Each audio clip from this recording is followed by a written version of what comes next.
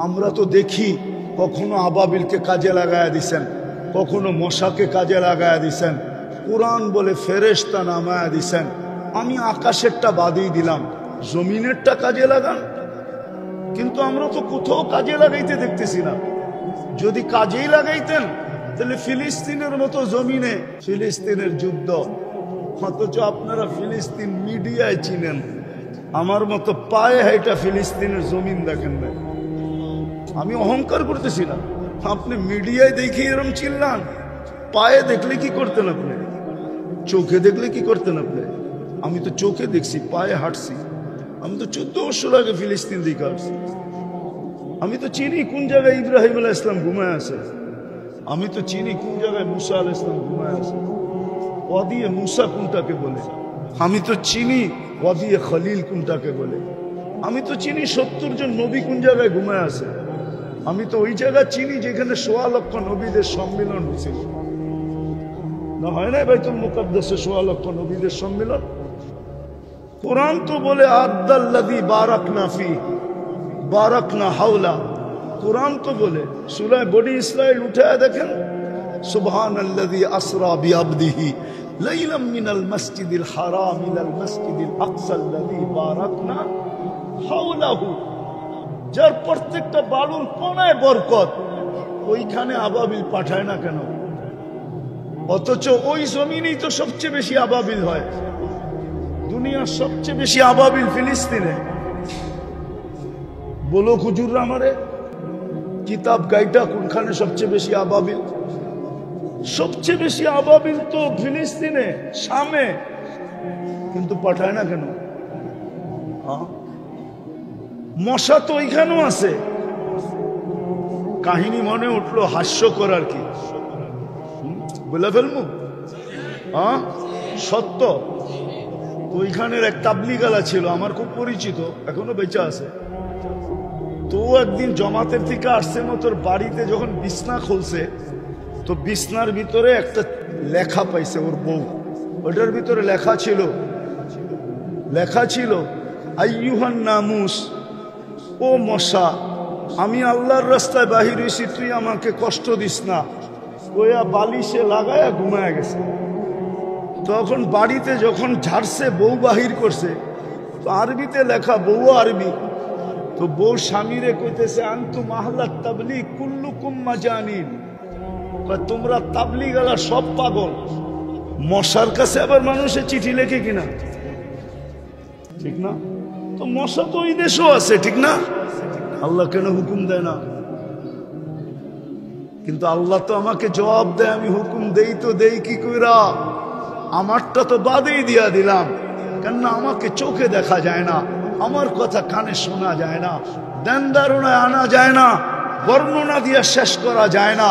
কেননা আমি শুধু আল্লাহ না, আমি আল্লাহর সাথে সাথে রহমান, রহিম, মালিক, কুদ্দুস, সালাম, মুমিন, মুহাইমিন, আজিজুল জব্বারুল মুতাকাব্বিরুল খালিকুল বারিকুল মুসাব্বিরুল গফফারুল কহ্হারুল ওয়াহ্হাবুর রাজ্জাকুল ফাত্তাহুল আলিমুল কাবিদুল বাসিতুল খাফিদুর রাফিউল মুইজ্জুল মুদিল্লুস সামিউল বাসিরুল হাকামুল আদলুল লতীফুল খবীরুল হালিমুল আযীমুল গফুরুশ শাকুরুল আলিয়ুল কবীরুল হাফিজুল মুকিতুল হাসিবুল জলিলুল করিমুর রকিবুল মুজিবুল ওয়াসি আল হাকীমুল ওয়াদুদুল মজিদুল বাঈসুশ শহীদুল হকুল ওয়াকিলুল القوي المتين الولي الحميد الموصي المبدي المعيد المحيي المميت الحي القيوم الواجد الماجد الواحد الأحد الصمد القادر المقتدر المقدم المؤخر الأول والآخر الظاهر والباطن الوالي المتوالي البر التواب المنتقم العفو الرؤوف مالك الملك ذا الجلال والإكرام المقسط والجامع والغني والمغني المانع الدار النافع النور الهادي البديع والباقي الوارث والرشيد الصبور جل جلاله আমি 99 পদের মালিক আল্লাহ। তো বলছে আমার বন্ধুকে মাইনা দেখায় দাও। আতিউর রাসূল, মান আতা আর রাসূল ফাকাদ আতা আল্লাহ ওয়া ইন তুতিউহু তাহতাদু। আর কেমনে বলবে আমার বন্ধুকে মাইনা দেখায় দাও? বিদায় আমি শেষ কথায় চলে আসছি, যাকে সদ ইচ্ছায় আল্লাহ মুসলমানের ঘরে অস্তিত্ব দিছেন নিজের নির্বাচনের মাধ্যমে, নিজে নির্বাচিত করা, বাছাই করা উম্মতে মুহাম্মদী বানাইছে। উন্নতি করতে করতে আকাশ ছুঁইতে পারি, সংখ্যায় বাড়তে বাড়তে দুনিয়ার সবচেয়ে বেশি হইতে পারি। টাকা বড় হইতে হইতে 1 টাকা দিয়ে সারা দুনিয়াও যদি কিনা যায় এতটুকু হই, বস ইসলাম আর মুহাম্মদুর রাসূলুল্লাহর আদর্শের বাহিরে থেকে আমরা এই দুনিয়াতে কেনার হব? ভাববো সব হাতের মুঠায় নিয়ে আসবো? ইম্পসিবল। আমাদের সবকিছু জোড়া হলো, সব জিনিসেরই একটা রীতিনীতি থাকে, গঠনতন্ত্র থাকে। আমাদের দেশেরও গঠনতন্ত্র আছে, প্রত্যেক দলেরও গঠনতন্ত্র আছে। উম্মতে মুহাম্মদীর গঠনতন্ত্র মানুষের বানানো না, ওই উপর থেকে হয়ে আসছে। আল্লাহর রাসূল দুইজনের মাধ্যমে গঠনতন্ত্র তৈরি। গঠনতন্ত্রের বাহিরে গেলে যেরকম রাষ্ট্রদ্রোহিতার কেচ খাইতে হয় আর 4 শিকের ভিতরে থাকতে হয়, আল্লাহ আমাদেরকে একটা গঠনতন্ত্র দিছে। সারা সপ্তাহে 1000 বার দুরূদ পড়বেন না? 1000 তো বাদই দিলাম, শুক্রবারে 200 বার দুরূদ পড়ে না, 200 বার, 100 বার পড়ে না। যুবকরা 10-20 বার পড়ে না, একবারও পড়ে না। অথচ বেনিফিট কি ছিল জানো যুবক? এই উম্মত ডাইরেক্ট দোজখে করবে না, পুলসেরাতের থেকে ডাইরেক্ট পিছলায়া দোজখে যাবে না। আমার কথা ভালো মতে নোট করে রাখেন, তারপরে তাহকিক করেন, পরে ফেসবুকে লেখেন। ডাইরেক্ট পড়বে না, ও পুলসেরাত ধরে লটকায়া থাকবে। হাদিসে আছে কালা আলিফ 2 সাইড দিয়া ওটা ধরে ঝুলা থাকবে। যদি দুরূদ থাইকা থাকে তো দুরূদ ছুঁটা আসবে, ওকে আবার পুলসেরাতের উপরে উঠায় দাঁড় করাবে, আর দুরূদ গার্ড অব অনার দিয়া পুলসেরাত পার করাবে। অথচ শুক্রবারে 10 বার যুবক দুরূদ পড়ে না। 85 শুকরিয়া আদায় করেন, 85। শুধু এক অঙ্গীকারের কারণে বেঁচে আসি। আমি জানি গাজীপুরের ওলামারা কতটুকু শিক্ষিত, আমার জানা আছে। আমার শিক্ষা ওনাদের কাছে কিছুই না, বালুর পরিমাণও না। বড় বড় মাদ্রাসা গাজীপুরে, বাংলাদেশের বড় বড় বক্তা গাজীপুরে। এদের সামনে বলতেছি, বলো 1.25 লক্ষ উম্মতের ভিতর থেকে 1500 বৎসর সুযোগ কোন উম্মতকে আল্লাহ দিচ্ছেন কিনা? চ্যালেঞ্জ, আমাকে কেউ বের করে দেখাইতে পারবে? 1500 বৎসর সুযোগ দিছে কোন উম্মতের, কোন নবীর উম্মতকে? দেখাইতে পারবেন? হ্যাঁ, আপনাকে তো 1500 বৎসর সুযোগ দিল, পড়ায় 1500 বৎসর। কয় বৎসর এখন? হিজরি কত? হ্যাঁ, 1446। আরো যোগ করেন 40 বৎসর 6 মাস 10 দিন। যোগ করেন 40 বৎসর 6 মাস 10 দিন যোগ করেন, 1500 বৎসর হয়ে গেছে। আল্লাহর রাসূল সাল্লাল্লাহু আলাইহি ওয়াসাল্লাম হিজরতের দিনের থেকে নবুয়ত পাওয়ার পরেও তো 10 বৎসর পর হিজরত করছেন। ওই 10 যোগ করেন, 1500 বৎসরের উপরে চলে গেছে। কত? হ্যাঁ, আপনাদেরকে এখনো সমূলে ধ্বংস করেন নাই, উচিত ছিল বহুত আগে করে দেওয়া, বহুত আগে করে দেওয়া। কিন্তু শুধু বন্ধুর কারণে করেন না, বন্ধুর সাথে অঙ্গীকারবদ্ধ, আপনার উম্মতকে আমি সমূলে ধ্বংস করব না। বলছেন কেন করবেন না? বলছে আপনি এদের মাঝে থাকবেন আর আপনাকে, আপনার উম্মতকে আমি ধ্বংস করি তো করি কি করে? এখন আপনি প্রশ্ন করবেন আমাদের নবীজি আমাদের মাঝে কোথায়? যত নবীর এই দুনিয়াতে রওজা আছে, কবর মুবারক আছে, সবাই ইতিহাসের পাতায় একটু এদিক ওদিক আছে, কি একটু। কিন্তু আমাদের নবীজির রওজায় আথার নিয়ে ইতিহাসের পাতায় এদিক ওদিক নাই, চুল পরিমাণও নাই, ঠিক না? সত্য তো? মদিনা মুনাব্বারাই তো, হ্যাঁ সত্য। আরেকটা হলো আমাদের সব নবীরাই কবরে জীবিত, কিন্তু আমাদের নবীজি হায়াতুন নবী, কি হায়াতুন, এই জন্য বেঁচে গেছি, নাইলে বাঁচতাম না। বিদায় আমার কথা শেষ, পায়ে হাত দিয়া বলে আসেন, ফিরি, কাজে দিবে, কাজে দিবে, কাজে দিবে, সত্য বলতেছি, কাজে দিবে। আর যদি তা না হয় তাহলে আল্লাহ তার অঙ্গীকারকে পুরা করবে। বন্ধুর সাথে আল্লাহর একটা অঙ্গীকার আছে, ওটা পুরা করবে দুই ভাবে, তিন ভাবে, তৃতীয়টা বলবো না, দুই ভাব বলবো, দুই ভাবে। বন্ধুর সাথে একটা অঙ্গীকার আছে, আপনাকে আমি কিয়ামতের মাঠে লজ্জিত করব না। এই অঙ্গীকার পুরা করবে আল্লাহ দুই ভাবে, তিন ভাবে, দুটা বলবো একটা বলবো না, দুই ভাবে অঙ্গীকার পুরা করবে। একটা হলো এই উম্মত অহেতুক হত্যা হবে, কচু গাছ যেরকম কাটে এরকম কাটবে, অহেতুক হত্যা। এই হত্যাই তার শাস্তি হবে, এই হত্যাই তার, এই হত্যার দ্বারাই সে কি হবে, নিষ্পাপ হবে, শাহাদতের মৌত তার মিলবে। অহেতুক হত্যা, ফিলিস্তিন অহেতুক হত্যা, কারণ ছাড়া, ঠিক না? সত্য তো? হ্যাঁ, এইভাবে আমাদেরকে পরিষ্কার করবে। যদি না ফিরলাম, তওবা না করলাম আর না ফিরলাম, আমার কথা মনে রাখেন, যদি না ফিরলাম, যুবক তোমাদের বেশভূষায় তোমরা ওদেরকে মন গলাইতে পারবে না, আমি এটাও বলে যাই। তুমি যতই ওদের রঙে রঙিন হও না কেন, আমার বয়ানে আছে, আমি বয়ানে বলছি, আমি চিনি দুনিয়া ঘুরা।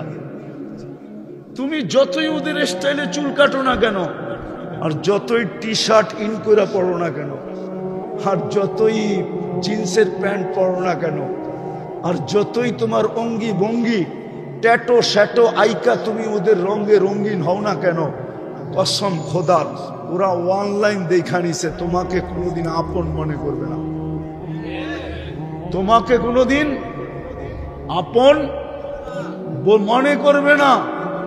বললে আবার হুজুররা রাগ হয়ে যাবে, চলো আমি তোমাদেরকে দেখায়া দেই, ফিলিস্তিনে বহুত মুসলমান আছে, ওকে দাঁড় করাইলে বুঝার কোনো চিহ্নই নেই, ও পুরা গায়ে ট্যাটু আঁকা। আমি চিনি একজন, যে ইসরায়েলের মার্সিডিজের সবচেয়ে বড় ব্যবসাদার, ওকে আমি চিনি, মুসলমান। ওর 250 ট্যাক্সি আছে মার্সিডিজের, সব মার্সিডিজ ব্রাঞ্চ। ওর নাম আমিন শাবান। ও একদিন আমাকে বলতেছিল, মুফতি আমি আবু জাহেল ছিলাম, আসলাম তো, আমি আবু জাহেল ছিলাম, এখন মুসলমান হয়েছি। ও মুসলমানের সন্তান, আরব। আমি বললাম প্রমাণ, গায়ের থেকে জুব্বাটা খুলে আমি দেখলাম ওর পুরা গায়ে, এইখানে দুটাতে দুটা বাজের পাঞ্জা আঁকা, পুরা পিঠটার ভিতরে একটা পাঞ্জা, একটা বাজ আঁকা, সারা গায়ে ট্যাটো। ও নিজে আমাকে বলছে, আমার গাড়ি যখন তেল আবিবে বাহির হয় তো মন্ত্রীর গাড়ি পর্যন্ত সাইড হয়ে যায়। আল্লাহ আমাকে এত টাকা দিছে।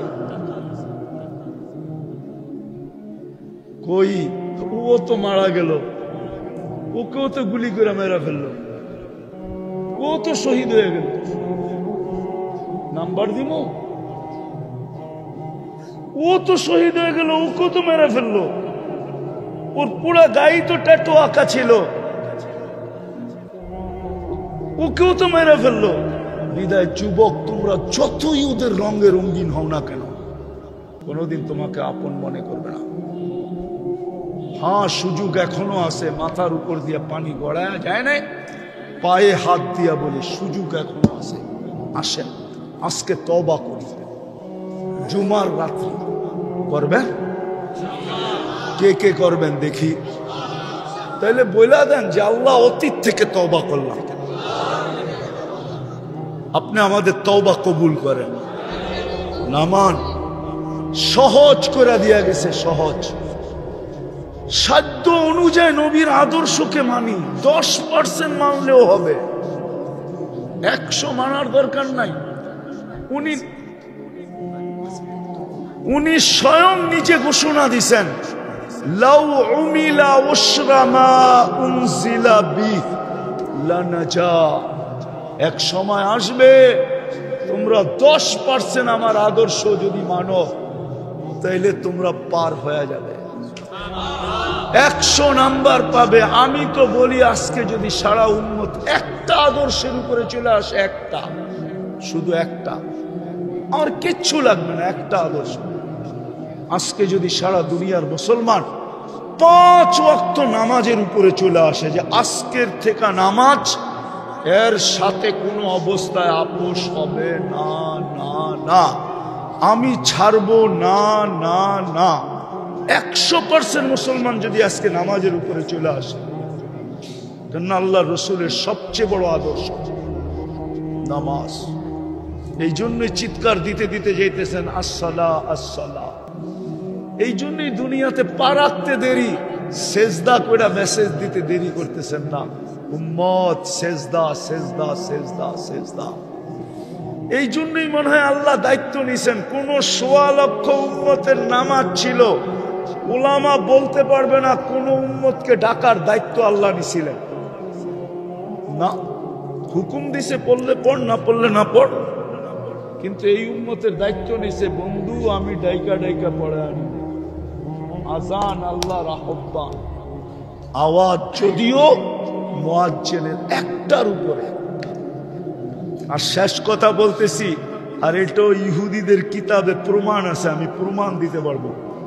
ইহুদিদের কিতাবে লেখা আছে, মুসলমানদের জুমার জামাত আর ফজরের জামাত যেদিন সমান হবে, ওদিন মুসলমানদের বিজয়ের পালা অটোমেটিকলি শুরু হবে। এর আগ পর্যন্ত ইহুদিরা চিৎকার দিতেছে এখন, নাহনু ফিল আমান দাম্মিরু কামা তুরিদুনা আন তুদাম্মিরু। আমরা এখনো নিরাপদ আছি, যেমন খুশি তেমন মনে চায় মুসলমানদেরকে পিষতে থাকো। জুমার তুলনায় আমাদের ফজরে মুসল্লি হয় না। পায়ে হাত রেখা বলতেছি, প্রমাণ চান আমার কাছ থেকে নাম্বার নিয়ে যায়। আপনি ফোনে লাগায়া বললেন যে ইহুদিদের কিতাব আছে কিনা, তুমি আমার কাছে কিতাবের পৃষ্ঠা পাঠায় দাও, পাঠায় দিবে। আজকের থেকে বলতেছি না, আমি চিল্লাইতেছি না, 90 89 থেকে চিল্লাইতেছি। কেননা 89 আমি স্বয়ং প্রমাণ নিছি। ইহুদিদের কিতাবে এখনো লেখা আছে যে মুসলমানদের জুমার জামাত আর ফজরের জামাত যেদিন সমান হবে, অটোমেটিকলি চিল্লানো ছাড়া বিজয়ের পালা শুরু হবে। যতদিন পর্যন্ত ফজরের জামাত আর জুমার জামাত সমান না হবে, তো ইহুদিরা এখন স্লোগান দেয় নাহনু ফিল আমান, আমরা এখনো নিরাপদ। দাম্মিরুল মুসলিমিনা কাইফা তুরিদুনা আন তুদাম্মিরু। যেমন মনে চায় এমন এদেরকে পিষো। প্রমাণ দিমু জানত, দুইটা জাতিসংঘের যুদ্ধের পর থেকে নিয়ে এই পর্যন্ত দুইটা জাতিসংঘের সম্মেলন হয়েছে সারা দুনিয়ার প্রধানকে নিয়ে। ওটার ভিতরে 54-56টা মুসলমান দেশও ছিল। আজ পর্যন্ত 2 সম্মেলনে ছোট একটা নিন্দা প্রস্তাব মুসলমান পাশ করাইতে পারে না জাতিসংঘে। চ্যালেঞ্জ, এই হুজুরে জিজ্ঞাসা করেন পারছেনি? পারছে? হ্যাঁ না, আপনার ফেসবুকে আছে, দেখেন আসেনি খুঁজা। ছোট একটা নিন্দা প্রস্তাব পাশ করতে পারে না। এটাই আমার প্রমাণ, বাকিটা বললাম না। আজ পর্যন্ত এত চিল্লান, বাংলাদেশের যারা প্রাণীবাদী সংস্থা আছে বাংলাদেশে, ওরা পর্যন্ত আজ পর্যন্ত ছোট একটা ফেসবুকে কোনো একটা বিবৃতি দেয় নাই। আজ পর্যন্ত একটা নিন্দার বিবৃতি 2 শব্দে দেয় নাই যে এতগুলা মানুষকে কেন অহেতুক মারা হতেছে, ওরাও তো কুকুরের মতো একটা প্রাণী, মুসলমান বাদই দিলাম। বলেন আমারে ফেসবুকে দেখান, অথচ গুলশানে সব প্রতিদিন সকালে তো কুকুরে খাওয়া খাওয়ায় না, খায় না? শীতের সময় দেখেন জ্যাকেট পরায়, হাসে হুজুরে। আমরা কি প্রাণী না? মুসলমান কি প্রাণী না? প্রাণীবাদীরা আজ পর্যন্ত একটা প্রতিবাদ দিল না কেন? ওরাও জানে মুসলমান মানুষ না, এটি প্রাণীর কাতারেই পড়ে না। আপনি চিল্লান, এই জন্য আমার কথা মানেন। আসেন আজকে অঙ্গীকার করি রসুলের একটা আদর্শ মান। আমি তো যুবকদেরকে বলি, যুবক শুধু চুলই কাট, তুই রসুলের আদর্শ শুধু চুল কাট, আর কিচ্ছু লাগবে না। আল্লাহ রসুল বলছে এক জমানা আসবে, মান আহইয়া সুন্নতি ইনদা ফাসাদি উম্মতি ফালাহু আজরু মিয়াতু শহীদ। 100 শহীদের মালা তোর গলায় লাগবে। শুধু একটা আদর্শ। চলেন আজকে অঙ্গীকার করি, তওবা করার পরে নামাজ ছাড়বো না। পারবেন? হ্যাঁ, সাথে আরেকটা যোগ করতে পারবেন? সেটা হলো আমি পায়ে ধইরা বেনমাজিকে নামাজ পড়াবো। পারবেন? হ্যাঁ, আমি তো একটা দেশ চিনি যেই দেশে কোনো বেনমাজি নেই। আমি ওই দেশে 6 বার গেছি, 6 বার। আমি নিয়া প্রমাণ করে দিতে পারবো আপনাকে ওই দেশে কোনো বেনমাজি নেই। প্রেসিডেন্ট 5 ওয়াক্ত নামাজ, স্পিকার 5 ওয়াক্ত নামাজ, সেনা প্রধান 5 ওয়াক্ত নামাজ। আমি প্রমাণ করছি 6 বার। ঠিক নামাজের সময় যে উঠছি, প্রেসিডেন্ট বলছে আগে নামাজ পড়ে কথা হবে, আগে নামাজ পড়ে নেই। কোনো বেনমাজি নেই। আমাদের বাংলাদেশে একটা মহল্লা দেখান যে এই মহল্লা একজন বেনমাজি নেই। একটা বিল্ডিং দেখান, বিল্ডিং অ্যাপার্টমেন্টওয়ালা একটা বিল্ডিং দেখান যে এই বিল্ডিং এ কোনো বেনমাজি নাই। রাগ হয়েন না হুজুর, আপনাকে পায়ে হাত রাখি। আমি পুরান যুগের মোল্লা তো, এই জন্য বলতেছি একটা বিল্ডিং দেখান যে এই বিল্ডিং এ একজন বেনমাজি নেই। মহল্লা তো দূরের কথা, আপনি আল্লাহর সাহায্য চান কি কইরা? লজ্জা লাগে না? একটু লজ্জা লাগে না? এরকমই লজ্জা শেষ যে আল্লাহর সাহায্য চান। ইব্রাহিম ইবনে আদম তো এটাই বলছিল। বসরাওয়ালারা বলছিল ইব্রাহিম 1000 বছর আগের কথা, ইব্রাহিম দোয়া মাথার উপরে ওঠে না কেন? হ্যাঁ, বলছে 2 জনের বিরোধিতা করো আর দোয়া চাও মাথার উপরে ওঠো। দোয়া মাথার উপরে উঠবে না। তাসিল্লাহ ওয়া রাসূলা ওয়া তুরিদ আন তুজিব। আল্লাহ রসুলের নাফরমানি করো আর চাইতেছো তোমার দোয়া কবুল হোক, এটা তো মাথার উপরে কোনোদিন উঠবে না। একটা বিল্ডিং নাই না বেনমাজি মুক্ত, একটা মহল্লা নাই, একটা ওয়ার্ড নাই, একটা ইউনিয়ন নাই, একটা থানা নাই। আরে অন্য জায়গায় বাদ দিলাম, যে এলাকা শুধু মুন্সি আর মুন্সি। আমি নোয়াখালীতে ওয়াজে যাই না, কেউ রাগ হয়ে যেতে পারে, কেন ওইখানে যাওয়া মানে সমুদ্রে পানি দেওয়া। পুরা নোয়াখালী মৌলানাই মৌলানা, ঠিক না? ঠিক, নোয়াখালী কেউ থাকলে রাগ হবেন না, সব হুজুরই হুজুর। আলেমদের না আমরা ছোটবেলা দেখছি নোয়াখালী বলতেই হুজুর। ওই দেশেও বেনবাজি মুক্ত নেই। আসেন 2টা কাজ করি, নামাজ ছাড়বো না, পায়ে ধরে নামাজ পড়া। পারবেন? পারবেন? আল্লাহ আমাদের সবাইকে আমল করার তৌফিক দান করেন। যহারাল ফাসাদ ফিল বাররি ওয়াল বাহর বিমা কাসাবাত আইদিন নাস লিউযীকাহুম বা'দাল্লাযী আমিলু লাআল্লাকুম ইয়ারজিউন। وقال عمر بن الخطاب رضي الله تعالى عنه كنا أذل قوم فأعزنا الله بالإسلام مهما نبتغي بغير ما أعزنا الله أذلنا الله أو كما قال। مدرسة دار الحكمة জামিয়া তাহেরিয়া তাহেরা এর পক্ষ থেকে আয়োজিত উক্ত মাহফিলের সম্মানিত সভাপতি, উপস্থিত উলামায়ে কেরাম, এই আবহাওয়ার ভিতরও এলাকা থেকে আগন্ত মুসলমান ভাইয়েরা, যেই পর্যন্ত লাউড স্পিকারের আওয়াজ পৌঁছতেছে, পর্দার অন্তরালে মা ও বোনেরা, কোরআন হাদিস থেকে যতটুকুই তিলাওয়াত করলাম, আশা রাখি একই সামনে রেখে অতি অল্প সময় কিছু কথা রাখব। সাথে সাথে সকলের কাছে দোয়ার দরখাস্ত, যা শুনলাম যা শুনব আল্লাহ আমাদেরকে আমল করার তৌফিক দান করেন। সাথে সাথে একটা অনুরোধ থাকবে, কথাগুলো যত বেশি মনোযোগ দিয়ে শুনব আর পরিবেশটা যত নির্জুম হবে, তত বেশি আল্লাহর রহমত আমাদের উপরে বর্ষিত হবে। আর কোরআন আমাদেরকে এটাই বলে, ইদা কুরিয়াল কোরআন ফাস্তামিউ, যখন কোরআন বা কোরআনই কথা শোনো তো মনোযোগকে উজাড় করে দিয়া শোনো। উজাড় বোঝেন তো? যতটুক মনোযোগ ভিতরে আসে পুরাটা লাগায় দাও।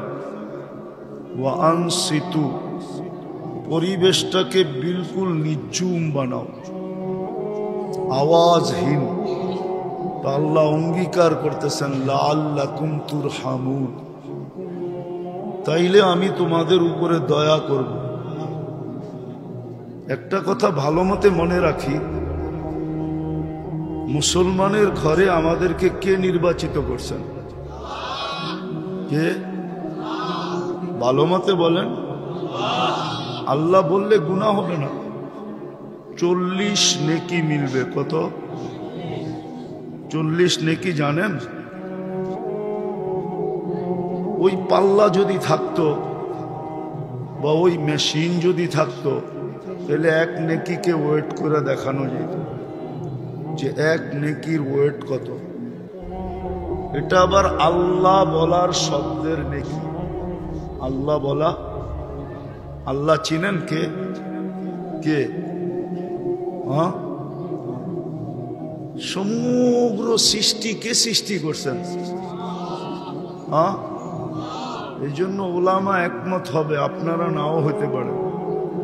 আল্লাহ শব্দটা যদি এক পাল্লা রেখা দেওয়া হয় না, সমগ্র সৃষ্টি যদি আরেক পাল্লায় রাখা হয়, তাইলে আল্লাহ শব্দটাকে উঠাবে তো দূরের কথা, এই পাল্লাটাকে নড়াইতেও পারবে না।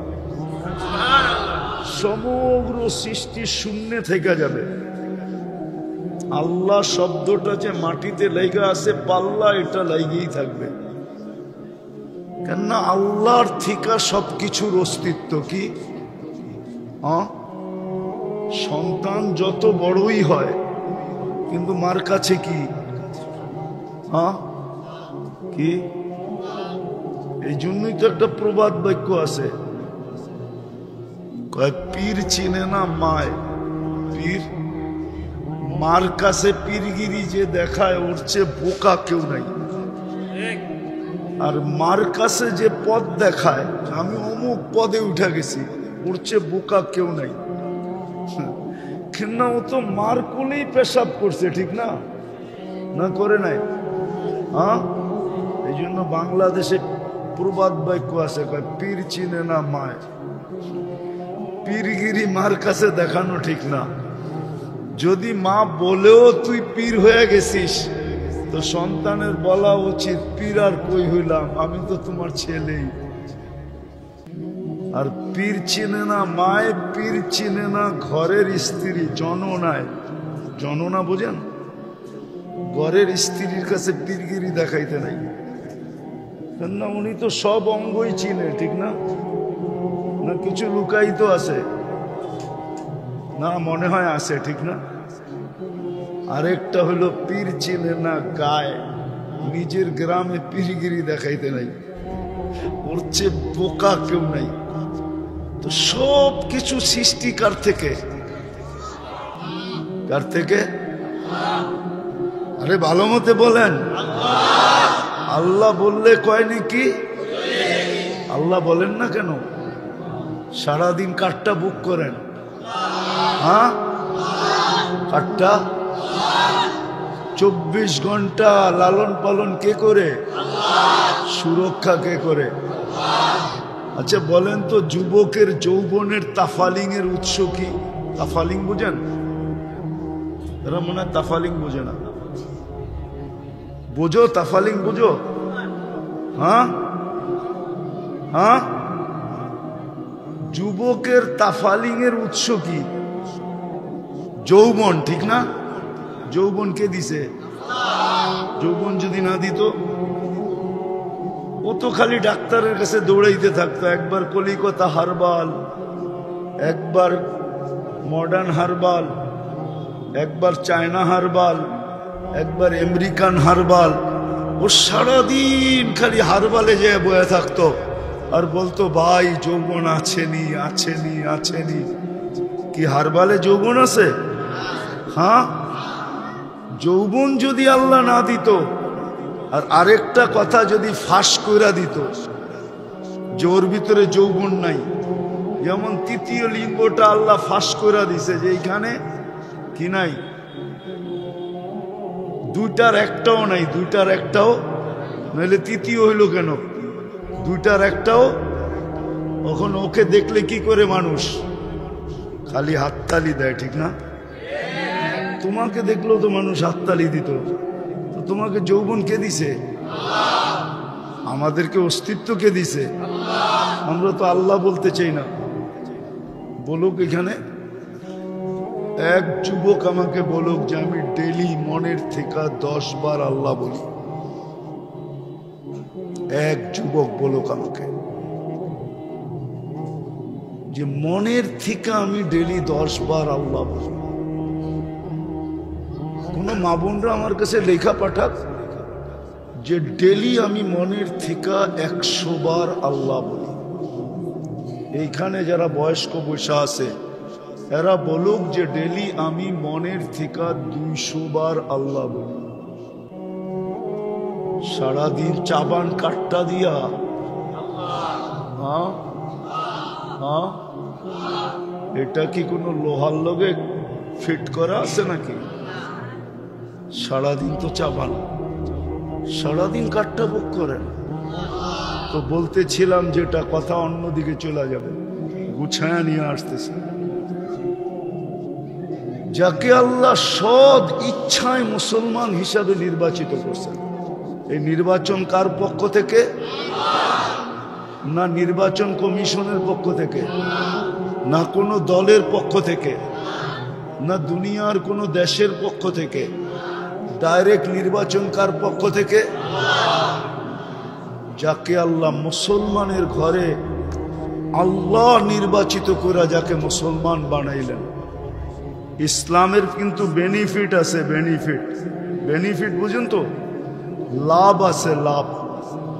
মুসলমান আজকে ইসলামের লাভ জানে না যে ইসলামের লাভটা কি, এইখানে লাভ কি, ওইখানে লাভ কি।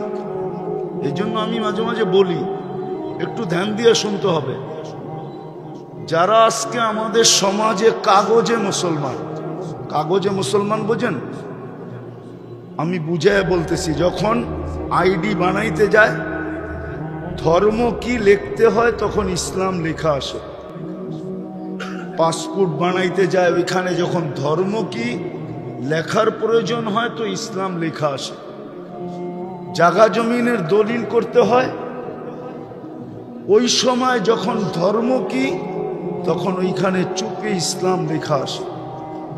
অথচ ওর জীবনে কোথাও মাইক্রোস্কোপ দিয়ে ইসলাম দেখা যায় না, কিন্তু ও কিন্তু কাগজে কি, কাগজে কাগজে মুসলমান, ঠিক না? ইসলাম লেখছে মানেই তো মুসলমান, ঠিক না? আর এখন সব কিছু অনলাইন। কি অনলাইন না? মনে হয় বুঝাইতে পারি না। আপনি লিখতে দেরি, অনলাইনের মাধ্যমে সারা দুনিয়ায় ছড়াইতে দেরি হয় না, ঠিক না? তো দোজগে যাওয়ার পরে যখন কাফেররা ওই ব্যক্তিকে বলবে যে আমরা তো অনলাইনে দেখে আসছিলাম তুই মুসলমান, কিন্তু তুই আমাদের সাথে কেন? আমরা যে আযাব ভোগ করতেছি তুইও ওইটা ভোগ করতেছিস কেন? কেন অনলাইনে তো দেখলাম তুই মুসলমান, তোর তো এখানে থাকার কথা না। আল্লাহর রহমত জোশে উঠবে, ওই সময় আল্লাহর রহমত জোশে আসবে। কোরআন এইদিকে ইঙ্গিত দেয়। তো আল্লাহ ঘোষণা দিবে এই ধরনের লোকগুলাকে দোজখ থেকে বাহির করো। আর যখন বাহির করবে তখন কাফের জগৎ চিৎকার দিবে, ইয়াউমা ইয়াওয়াদ্দুল্লাযীনা কাফারু লাউ কানু মুসলিমিন। চিৎকার দিয়া বলবে, আফসোস, আমরা যদি কাগজও মুসলমান হইতাম তাহলে আজকে চিরদিনের জন্য দোজখ থেকে বাহির হওয়ার সুযোগ হইতো। তাইলে এটা হলো ইসলামের আখেরাতের বেনিফিট, লাভ। দুনিয়াতেও কিন্তু ইসলামের লাভ আছে। তো আমি যেটা বুঝাইতে চাইতেছি, অল্প সময় ধ্যান দিয়া শুনতে হবে। কিন্তু যুবক, হতে পারে তোমার দিলে আজকে এই বৃষ্টি ভিজা সামিয়ানার নিচে তোমার বুঝে আসতে পারে। খুব ধ্যান দিয়ে শুনতে হবে। যাকে আল্লাহ মুসলমান হিসাবে নির্বাচিত করছেন, মুসলমানের ঘরে অস্তিত্ব দিয়েছেন, এটার সাথে আরেকটা অ্যাড করা যায়, যাকে আল্লাহ কুদরতি হাতে বাছাই করা। বাছাই বোঝেন কি? বাজারে গেলে যেরকম আপনি আপনার পছন্দের বাহিরের একটা শাকও কিনেন না, কিনেন? মনে হয় বুঝাইতে পারি না। একটা শাকও আপনার পছন্দের বাহিরে কিনেন না, বরং শাকের মুঠাটা নিয়ে আবার রশিটা খুইলা দেখেন ভিতরে কোনো পচা আছে কিনা, ঠিক না? যে আল্লাহ আপনাকে আমাকে বাছাই করে উম্মতে মুহাম্মদী বানাইছেন, কি কইরা? কি কইরা? বাছাই কইরা। কোরআন দিতেছি, হুয়াজতাবাকুম, কোরআনের শব্দ। জাহিদু ফিল্লাহি হাক্কা জিহাদি হুয়াজতাবাকুম ওয়া মা জাআলা আলাইকুম ফিদ-দীনি মিন হারাজ। মিন হারাজ,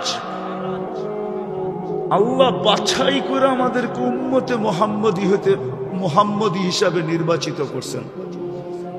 এদের একটা কথা মনে রাখতে হবে, দুটা কথা, একটা না দুটা কথা মনে রাখতে হবে।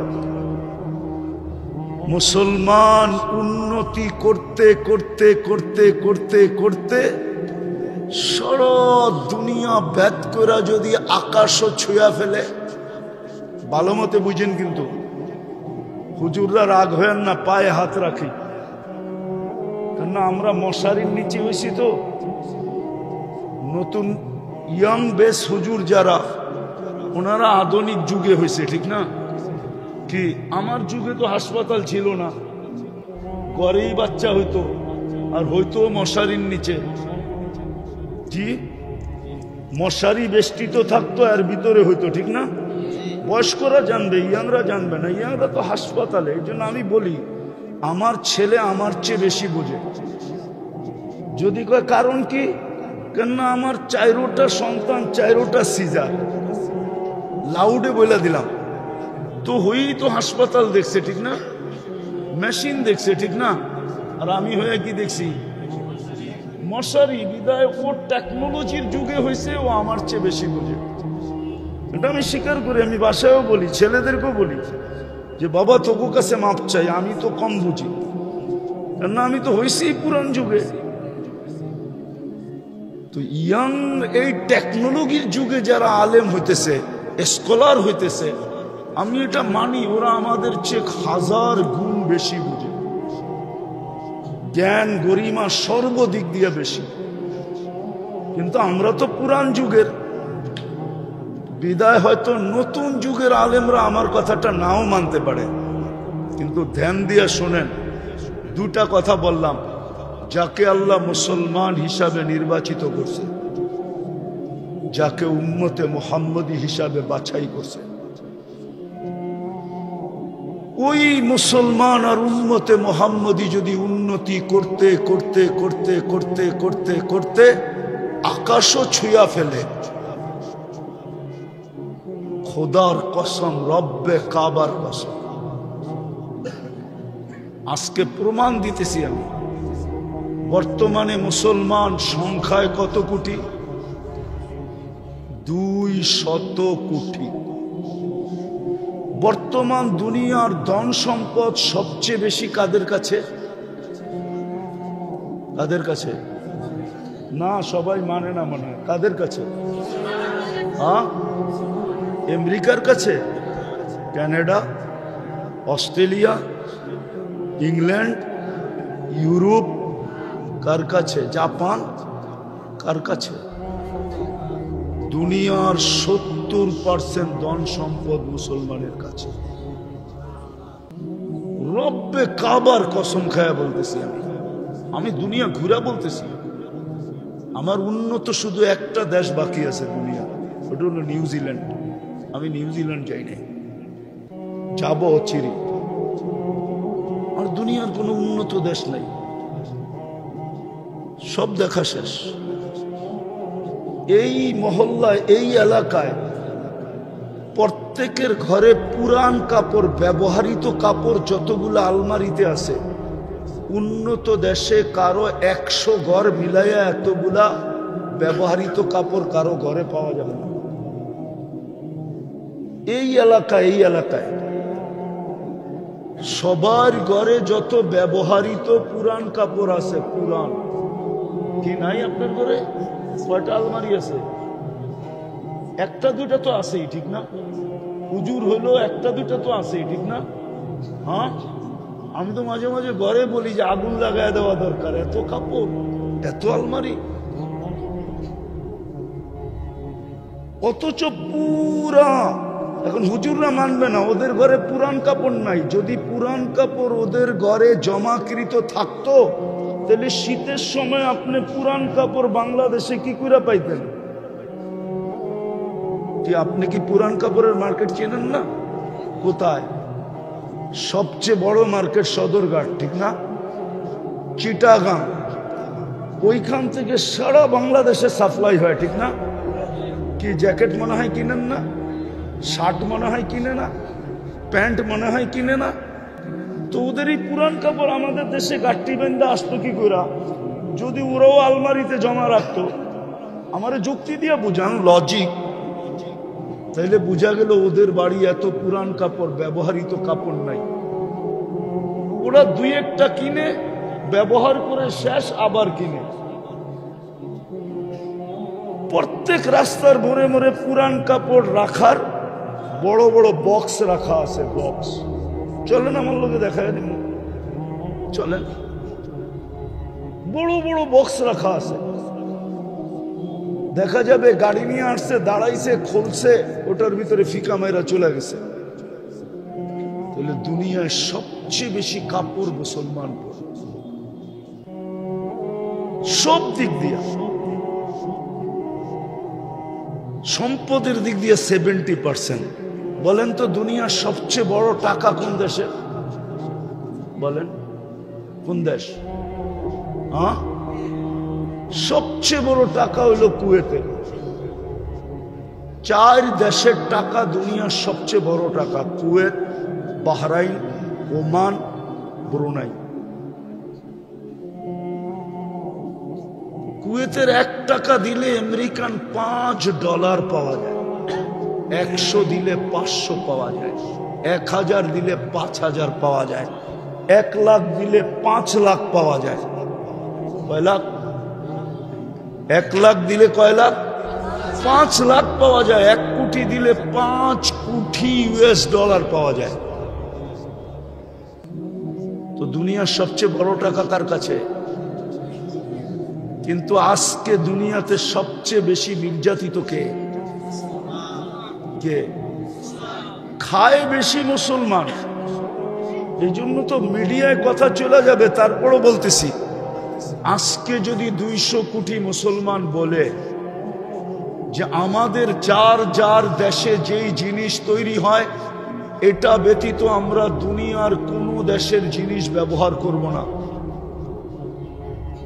আজকে যদি ডিক্লার দেয় 200 কোটি মুসলমান এবং প্রত্যেক মুসলমান দেশের শাসক, কালকে দেখেন সারা দুনিয়া আপনার পায়ে পড়ে কিরকম। আমি তো ওনার পরিচয় জানি না, উনিকে উলামা পরিষদের সভাপতি। আমি মনে করছিলাম অন্য কেউ। দুনিয়ার সবচেয়ে ব্র্যান্ডের জিনিস কারা ব্যবহার করে বলেন তো? দুনিয়ার যত ব্র্যান্ড আছে সবচেয়ে বেশি কাদের টাকায় বিক্রি হয় জানেন? মনে হয় এখনো আপনাদের বিবেক খোলে না, ঠিক না?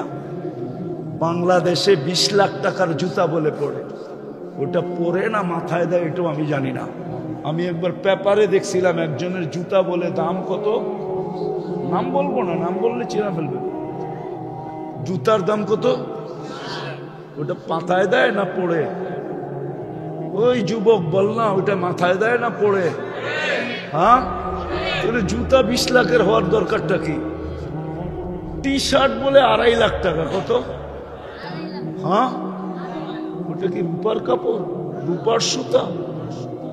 আমরা তো মাঝে মাঝে দেখি, আমি কিন্তু ব্যবসায়ী, শুধু হুজুর না, আমি মাঝে মাঝে দেখি পুরান যুগের সুতার, রূপার সুতার ওড়না নিয়ে আসে আমাদের কাছে। ওড়না বিয়ের সময় যে পড়াইছে, আগে রূপার সুতা দিয়া ওড়না তৈরি হতো।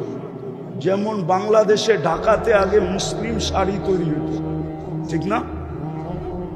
এখনো নিয়ে আসে পুরান, ওটারে গালাইলে পুরাটা রূপা হয়ে যায়। রূপা, সোনা দিয়েও সুতা বানানো যায়। কি দিয়া আছে? তো যেই টি শার্টটা 2.5 লক্ষ টাকা দাম, ওটা কি সোনার সুতা না রূপার সুতা? ওটা তো এরকমই সুতা, ঠিক না? হ্যাঁ, ওটা পড়ে কে? মুসলমান পড়ে। যুবক, তোমাদেরকে আমি বুঝাইতে পারবো না। আমি অনেক তথ্য জানি যেটা লাউড স্পিকারে বলা যায় না। তো সবচেয়ে বেশি ব্র্যান্ড মুসলমান ব্যবহার করে।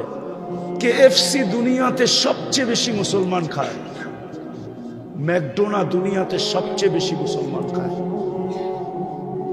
ব্র্যান্ডের জিনিস সবচেয়ে বেশি মুসলমান খায়। পান করার জিনিস সবচেয়ে বেশি মুসলমান পান করে। যত পানীয় আছে না, পানীয়, হ্যাঁ, সবচেয়ে বেশি পান করে কারা? আমি ঘুরে বলতেছি, ওরা খায় না এগুলা। সারা দিনে একটাই চুমুক দিলে দিল, সপ্তাহে একটা খাইলে খাইতে পারে, ওরা খায় না। আমি তো এই 22 তারিখে আসলাম কোরিয়ার থেকে। আমি তো পুরা 18 জুলাই থেকে নিয়ে 5 আগস্ট পর্যন্ত ইংল্যান্ডে ছিলাম। 5 আগস্ট থেকে নিয়ে 13 আগস্ট পর্যন্ত তো আমি কানাডায় ছিলাম। আবার 13 থেকে 14, 15 সকাল পর্যন্ত তো আমি ইংল্যান্ডে ছিলাম। 14 তারিখে তো আমি মিশর ছিলাম। 16, 17 তারিখে তো সৌদি আরব ছিলাম। আমি তো ঘুরতে ঘুরতে ঘুরি, শুধু আমার চরকার মতো ঘুরাই কাজ। এই জন্য আপনাদেরকে বুঝাইতে চাইতেছি, সব কিছু থাকা সত্ত্বেও আজকে নির্যাতিত কে? হ্যাঁ, সংখ্যায় কয়শো কোটি। নির্যাতিত কেন? সবচেয়ে বেশি সম্পদ তো মুসলমানদের কাছে, সংখ্যাও তো কম না। হুজুররা বলুক, নিউ হুজুর আর পুরান হুজুর মিলে আমারে বলুক, আজকের সমান মুসলমান নির্যাতিত 100 বছর আগে কখনো ছিল? 200 বছর আগে, 300 বছর আগে, 400 বছর আগে, 500 বছর আগে, 600 বছর আগে, 1000 বছর আগে? কোনোদিন তো ছিল না, ঠিক না? আজকে এত নির্যাতিত কেন? আমি প্রমাণ দিতেছি। আজকে রাত্রটা কোন রাত্র? জুমার, হ্যাঁ, বলুক এখানে আমার ডাইন বাম আগে পিছে মিলায়া যে জুমার দিন হুকুম হলো আল্লাহর রসুল বলছেন আমার উপরে দুরুদ সবচেয়ে বেশি বেশি পড়ো। কি হাদিস তো না, ভুল বলতেছি? হাদিস। হ্যাঁ, কিন্তু একজন বলুক আমি জুমার দিনে 1000 বার দুরুদ পড়ি। আদর্শ বাদই দিলাম, চুল তো যুবক নবীর আদর্শে কাটেই না, ও নেট দেখেই চুল কাটে। সব মাথার যুবকদের মাথার ডিজাইন সব নেটের থেকে নেওয়া, স্ক্রিনশট নেওয়া। আমি জানি 50 টাকা 100 টাকার চুল 300 400 500 চাঁদ রাত্রে ঈদের রাত্রে 1000 টাকা দিয়া কাটে, তারপরও 4 ঘন্টা সিরিয়ালে বসে থাকে। সত্য তো? আচ্ছা আদর্শ বাদই দিলাম, বলুক 1000 বার দুরুদ পড়ে কেউ? বলেন। রাগ হয় না, পায়ে হাত রাখি, বিশেষ করে হুজুরদের পায়ে হাত রাখি। আমরা দোয়া করতেছি দুনিয়ার থেকে উঠায় নিলে আল্লাহ ভালো হয়। হ্যাঁ, একটু আগে বলেছি ইয়া লাইতানি মিত্তু ক্বাবলা হাযা ওয়া কুনতু নাসিয়াম মানসিয়া। এই পরিবেশ আসবে জানতাম যদি, এর আগে যদি মৃত্যু হতো ভালো হতো। বলেন, আপনার বিবেককে প্রশ্ন করেন। যেই রসুলের উম্মত হওয়ার কারণে আপনি আল্লাহর কুদরতি হাতে বাছাই হইলেন, শ্রেষ্ঠত্বের মুকুট পাইলেন, কুনতুম খায়রা উম্মাহ, আল্লাহর পক্ষে আপনি নির্বাচিত হইলেন, আল্লাহর পক্ষে আপনি নির্বাচিত। আমি বুঝাইতে পারতেছি না, আল্লাহ আপনাকে আমাকে নিজের জন্য নির্বাচিত করছে, নিজের জন্য না। এই উম্মতকে নিজের জন্য নির্বাচিত করেন না, আল্লাহ নিজের জন্য নির্বাচিত করছেন। কুরআন বলে শুহাদা আলান নাস, কিয়ামতের দিন আমি বিচার কার্য চালাবো, কিন্তু আমার পক্ষে সাক্ষী কে দিবে? আমি যে 1.25 লক্ষ উম্মতের হিসাব করব, সমগ্র সৃষ্টির হিসাব করব, আমার পক্ষে সাক্ষী কে দিবে? তো আল্লাহ বলে উম্মতে মুহাম্মদী তোমাদেরকে আমি সাক্ষী হিসাবে নির্বাচিত করলাম। বুখারীর নূহ আলাইহিস সালামের কিসসা এটাই প্রমাণ করে। নূহ আলাইহিস সালামকে যখন জাতিকে জিজ্ঞাসা করবে, নূহ আসছিল 950 বছর তোমাদের ভিতরে মেহনত করছে, তোমরা আমার নবীকে মানো নাই, তো মানো নাই কেন? তো পুরা জাতি বলবে নূহ নামের আমাদের কাছে কেউ আসে নাই, আপনার ফেরেশতারা বুকাস মিথ্যা কথা লেখছে, আমরা নূহ চিনি না।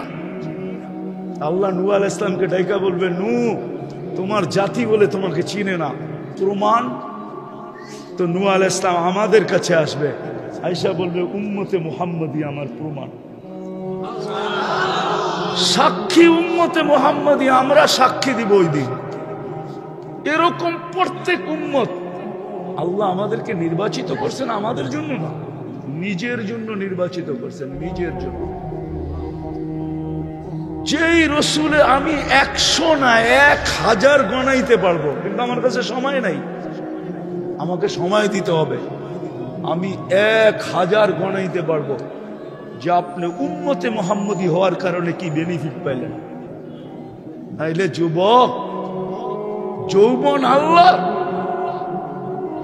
জীবন আল্লাহ দিছে, সুরক্ষিত 24 ঘন্টা আল্লাহ করে, আর আল্লাহ ডাকবে আর আপনি বুড়া আঙ্গুল দেখাবেন, দোকানে বসে থাকবেন, অফিসওয়ালা অফিস নিয়ে ব্যস্ত, আদালতওয়ালা আদালত নিয়ে ব্যস্ত, খেতওয়ালা খেত নিয়ে ব্যস্ত, খামারওয়ালা খামার নিয়ে ব্যস্ত, মেইলওয়ালা মেইল নিয়ে ব্যস্ত, ফ্যাক্টরিওয়ালা ফ্যাক্টরি নিয়ে ব্যস্ত, দোকানওয়ালা দোকান নিয়ে ব্যস্ত, হাটওয়ালা হাট নিয়ে ব্যস্ত, বাজারওয়ালা বাজার নিয়ে ব্যস্ত, রোডওয়ালা রোড নিয়ে ব্যস্ত, ঘাটওয়ালা ঘাট নিয়ে ব্যস্ত, আর যুবক সারা দিন তাফালিং নিয়ে ব্যস্ত।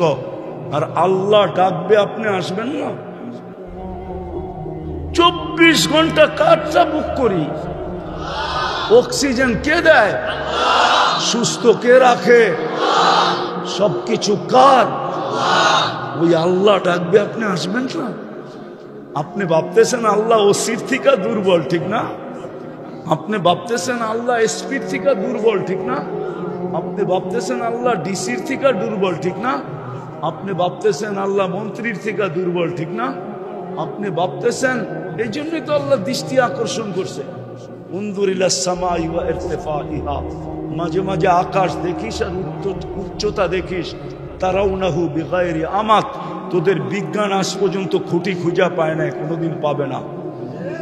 যদি খুঁটি ছাড়া দাঁড় করাইতে পারি তো তোরেও কানে ধরে ঘুরাইতে পারি, না পারে না?